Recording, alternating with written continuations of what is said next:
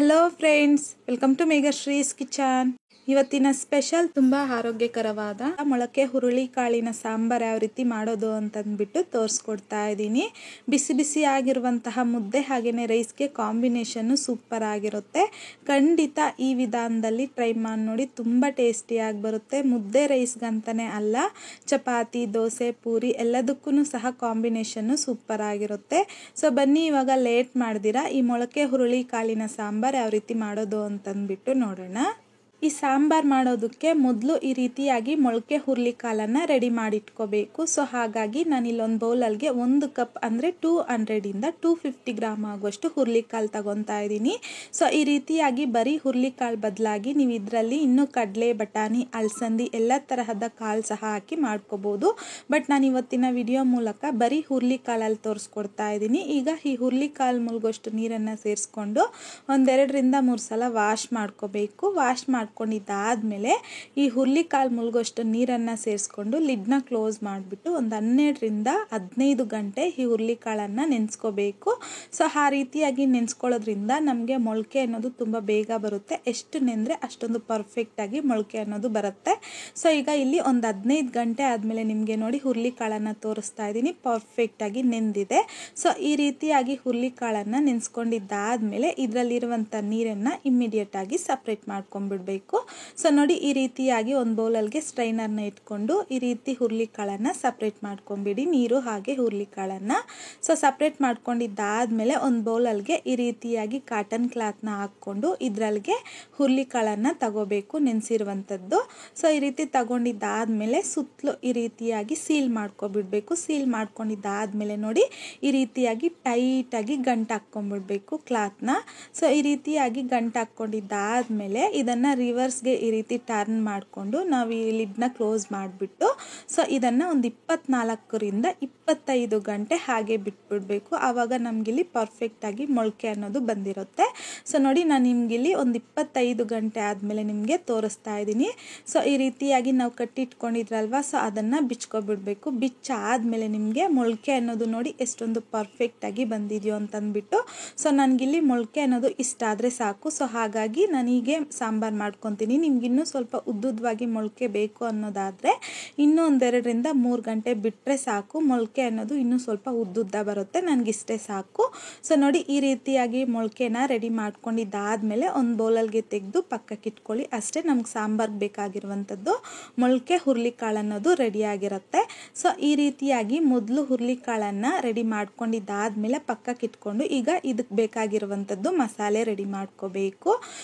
So ಹಾಗಾಗಿ ನಾನಿಲ್ಲಿ mixie ಜಾರಲ್ಗೆ ಒಂದು ಅರ್ಧ ಕಪ್ ಆಗುವಷ್ಟು ಹಸಿ ಕೊಬ್ಬರಿನ ಸಣ್ಣದಾಗಿ ಕಟ್ ಮಾಡಿಬಿಟ್ಟು ಹಾಕ್ಕೊತಾ ಇದ್ದೀನಿ. ಹಾಗೆಯೇ ಒಂದು ಮೀಡಿಯಮ್ ಸೈಜಲ್ಲಿರುವಂಥದ್ದು ಈರುಳ್ಳಿನ ಸಹ ಈ ರೀತಿ ಸಣ್ಣದಾಗಿ ಕಟ್ ಮಾಡಿಬಿಟ್ಟು ಹಾಕ್ಕೊತಾ ಇದ್ದೀನಿ. ಹಾಗೆಯೇ ಒಂದು ದೊಡ್ಡ ಸೈಜಲ್ಲಿರುವಂಥದ್ದು ಬೆಳ್ಳುಳ್ಳಿನ ಮೇಲ್ಗಡೆ ಸಿಪ್ಪೆ ತೆಗೆದ್ಬಿಟ್ಟು ಹಾಕ್ಕೊತಾ ಇದ್ದೀನಿ. ಹಾಗೆಯೇ 1 ಇಂಚ್ ಆಗುವಷ್ಟು ಚಕ್ಕೆ, ಹಾಗೆಯೇ ಒಂದು 4 ರಿಂದ 5 ಲವಂಗ ಹಾಕ್ಕೊತಾ ಇದ್ದೀನಿ. ಹಾಗೆಯೇ 2 ಮೀಡಿಯಮ್ ಸೈಜಲ್ಲಿರುವಂಥದ್ದು ಟೊಮೊಟೊನ ಸಹ ಸಣ್ಣದಾಗಿ ಕಟ್ ಮಾಡಿಬಿಟ್ಟು ಹಾಕ್ಕೊತಾ ಇದ್ದೀನಿ. ಹಾಗೆಯೇ ಕೊತ್ತಂಬರಿ ಸ್ವಲ್ಪ, ಹಾಗೆಯೇ 3 ಟೇಬಲ್ ಸ್ಪೂನ್ ಆಗುವಷ್ಟು ಧನಿಯಾ ಪೌಡರ್ನ ಸಹ ಹಾಕ್ಕೊತಾ ಇದ್ದೀನಿ. ಒಂದು ಅರ್ಧ ಟೀ ಸ್ಪೂನ್ ಆಗುವಷ್ಟು ಅರಶಿನ, ಹಾಗೆಯೇ ಖಾರಕ್ಕೆ ತಕ್ಕಷ್ಟು 1 ಟೇಬಲ್ ಸ್ಪೂನ್ ಆಗುವಷ್ಟು ಚಿಲ್ಲಿ ಪೌಡರ್ ಹಾಕ್ಕೊತಾ ಇದ್ದೀನಿ. ಹಾಗೆಯೇ ಸ್ವಲ್ಪ ನೀರು, 1 ಇಂಚ್ ಆಗುವಷ್ಟು ಶುಂಠಿನ ಸಹ ಈ ರೀತಿ ಸಣ್ಣದಾಗಿ ಕಟ್ ಮಾಡಿಬಿಟ್ಟು ಹಾಕ್ಕೊತಾ ಇದ್ದೀನಿ. ಹಾಕ್ಕೊಂಡಿದ್ದಾದಮೇಲೆ ಮಧ್ಯದಲ್ಲಿ ಸ್ವಲ್ಪ ನೀರಿನ ಅವಶ್ಯಕತೆ ಇದ್ದರೆ ಸೇರಿಸ್ಕೊಂಡು ಈ ರೀತಿಯಾಗಿ ಸ್ಮೂತಾಗಿ ಮಸಾಲೆನ ರೆಡಿ ಮಾಡ್ಕೋಬೇಕು. ಸೊ ನೋಡಿ, ಈ ರೀತಿಯಾಗಿ ನಮಗೆ ಸಾಂಬಾರ್ಗೆ ಬೇಕಾಗಿರುವಂಥದ್ದು ಮಸಾಲೆ ಅನ್ನೋದು ರೆಡಿಯಾಗಿದೆ. ಈಗ ಪಕ್ಕಕ್ಕೆ ಇಟ್ಕೊಂಡು ನಾನಿಲ್ಲಿ ಕುಕ್ಕರಲ್ಗೆ ಒಂದು ಅರ್ಧ ಕಪ್ ಆಗುವಷ್ಟು ಎಣ್ಣೆ ಹಾಕ್ಕೊತಾ ಇದ್ದೀನಿ. ಎಣ್ಣೆ ಸ್ವಲ್ಪ ಬಿಸಿ ಆಗಿದ್ದಾದಮೇಲೆ ಒಂದು ಅರ್ಧ ಟೀ ಸ್ಪೂನ್ ಆಗುವಷ್ಟು ಸಾಸಿವೆ ಹಾಕ್ಕೊತಾ ಇದ್ದೀನಿ. ಸಾಸಿವೆ ಈ ರೀತಿ ಚೆನ್ನಾಗಿ ಸಿಡ್ದಾದ್ಮೇಲೆ ಕರಿಬೇವು, ಹಾಗೆಯೇ ಒಂದು ಮೀಡಿಯಮ್ ಸೈಜಲ್ಲಿರುವಂಥದ್ದು ಈರುಳ್ಳಿನ ಸಹ ಈ ರೀತಿ ಸಣ್ಣದಾಗಿ ಕಟ್ ಮಾಡಿಬಿಟ್ಟು ಹಾಕ್ಕೊತಾ ಇದ್ದೀನಿ. ಹಾಕ್ಕೊಂಡಿದ್ದಾದಮೇಲೆ ಈ ರೀತಿಯಾಗಿ ಮಿಕ್ಸ್ ಮಾಡ್ಕೊತಾ ಲೋ ಟು ಮೀಡಿಯಮ್ ಫ್ಲೇಮ್ನಲ್ಲಿ ಈರುಳ್ಳಿ ಈ ರೀತಿ ಸ್ವಲ್ಪ ಲೈಟ್ ಗೋಲ್ಡನ್ ಕಲರ್ ಬರೋವರೆಗೂ ಫ್ರೈ ಮಾಡ್ಕೋಬೇಕು.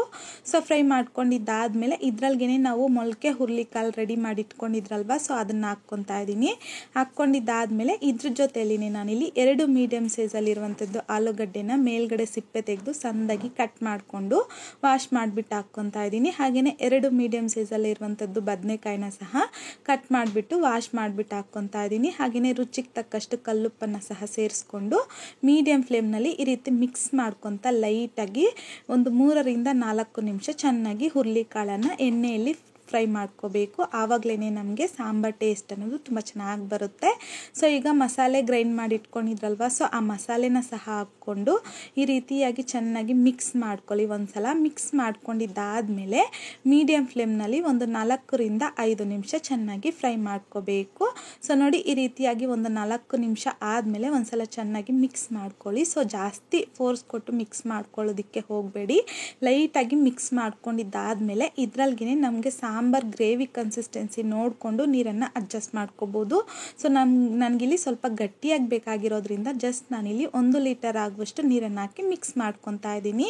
ಸೊ ನೋಡಿ, ಈ ಕನ್ಸಿಸ್ಟೆನ್ಸಿಗೆ ಮಿಕ್ಸ್ ಮಾಡಿಕೊಂಡ್ರೆ ಸಾಕು. ನಿಮಗೆ ತೆಳ್ಳಗೆ ಬೇಕು ಅಂದರೆ ಸಾಂಬಾರು ಇನ್ನೂ ಸ್ವಲ್ಪ ನೀರನ್ನು ಹಾಕ್ಕೋಬೋದು. ನನಗಿಲ್ಲಿ ಸ್ವಲ್ಪ ಗಟ್ಟಿಯಾಗಿ ಬೇಕಾಗಿರೋದ್ರಿಂದ ಇಷ್ಟ ಆದರೆ ಸಾಕು. ಸೊ ಈಗ ಕುಕ್ಕರ್ ಲಿಡ್ನ ಕ್ಲೋಸ್ ಮಾಡಿಕೊಂಡು ಮೀಡಿಯಂ ಫ್ಲೇಮ್ನಲ್ಲಿ 2 ರಿಂದ 3 ವಿಷಲ್ ಬರೋವರೆಗೂ ಬಿಡಿ. ಸೊ ನೋಡಿ, ಈ ರೀತಿಯಾಗಿ ಒಂದು 3 ವಿಷಲ್ ಬಂದಾದಮೇಲೆ ವಿಷಲ್ ಪೂರ್ತಿಯಾಗಿ ತಣ್ಣಗಾಗಬಿಟ್ಟು ನಾನಿಲ್ಲಿ ಕುಕ್ಕರ್ ಲಿಡ್ನ ಓಪನ್ ಮಾಡ್ಕೊತಾ ಇದ್ದೀನಿ. ಸೊ ನೋಡಿ, ಓಪನ್ ಮಾಡ್ಕೊಂಡಿದ್ದಾದಮೇಲೆ ನನಗೆ ಬೇಕಾಗಿರುವಂಥದ್ದು ಸಾಂಬಾರ್ ಕನ್ಸಿಸ್ಟೆನ್ಸಿ ಅನ್ನೋದು ಪರ್ಫೆಕ್ಟಾಗಿ ಬಂದಿದೆ. ಸೊ ನನಗಿಲ್ಲಿ ಸ್ವಲ್ಪ ಗಟ್ಟಿಯಾಗಿ ಬೇಕಾಗಿರೋದ್ರಿಂದ ನೋಡಿ, ಈ ಕನ್ಸಿಸ್ಟೆನ್ಸಿಗೆ ನನಗೆ ಸಾಂಬಾರ್ ಅನ್ನೋದು ರೆಡಿ ಮಾಡ್ಕೊಂಡಿದ್ದೀನಿ.